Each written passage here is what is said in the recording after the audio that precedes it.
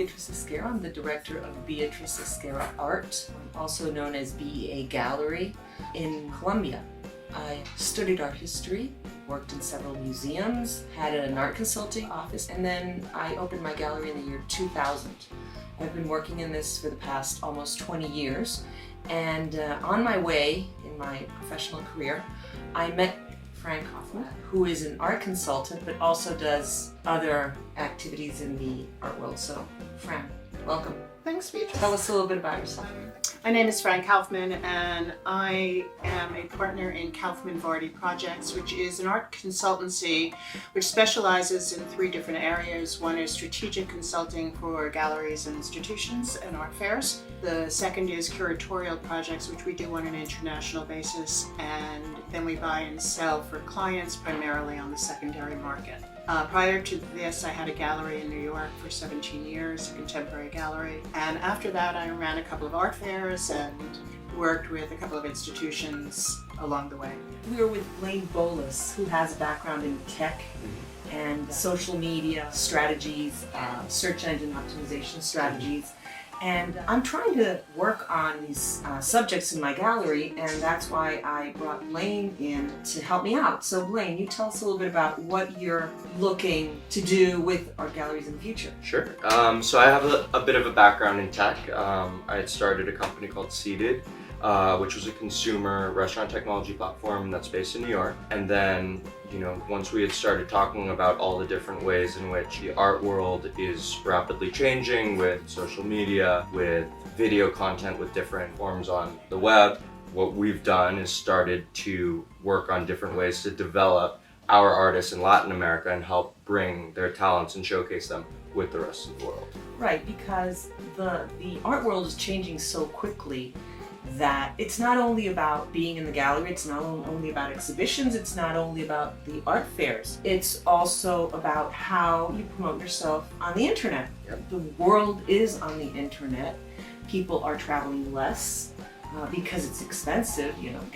Most galleries are mid to small size.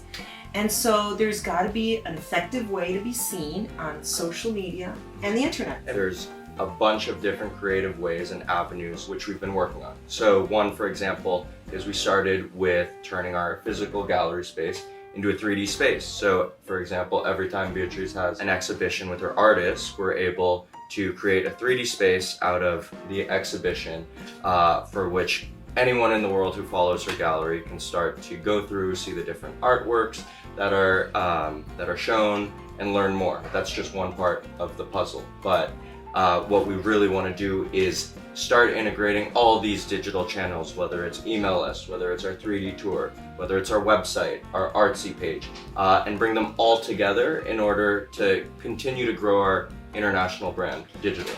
Like you were explaining to me, we want to bring in all the social media platforms as well. So we have YouTube, and we have LinkedIn, and we have Facebook, of course, and Instagram, Twitter. The landscape is just changing so rapidly that we need to be able to adapt. And I think the art market is, in general, a little bit behind different consumer markets. So for example, fashion, entertainment, e-commerce, all of these industries have really picked up social, and they've really grown through social.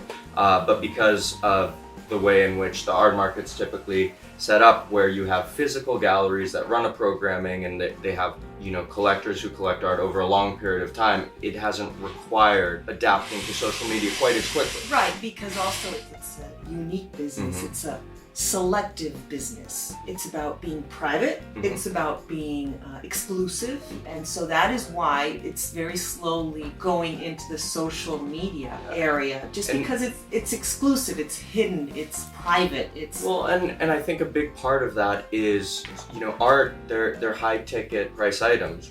If you're buying a piece of art, it can be a big investment in times, and it's not just buying a book on the internet, where there's a ton of consumer goods companies that, manufacture small goods or fast fashion.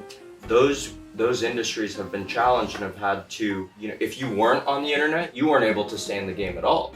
But you have big art galleries who have, relations with clients and collectors over years, and it's a more personal sort of relationship. So them not being on the internet and not having the biggest presence, over the last 20 years, it didn't make the biggest difference. They were still able to place art in collections, continue to grow their market, but as time goes on, you're going to see the need for galleries to have that online presence become more and more important. So Blaine, we're meeting for the first time, and I'm really interested in talking to you more because as I work with different kinds of clients, I find that everybody uses social media, but they really don't know how to do it.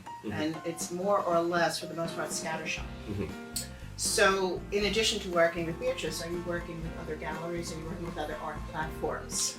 So at the moment, I'm just focusing with Beatriz. And the way we kind of came about this was after my company had gotten acquired, I was talking with Beatriz, and the same principles that I worked on growing out the brand and digital reach of Seated can be applied to the art market. So we were talking about this, and I said, are you making sure your search optimization is all set, so when people go look for Latin American art or Beatriz Esguerra, that you're showing up on the top of Google?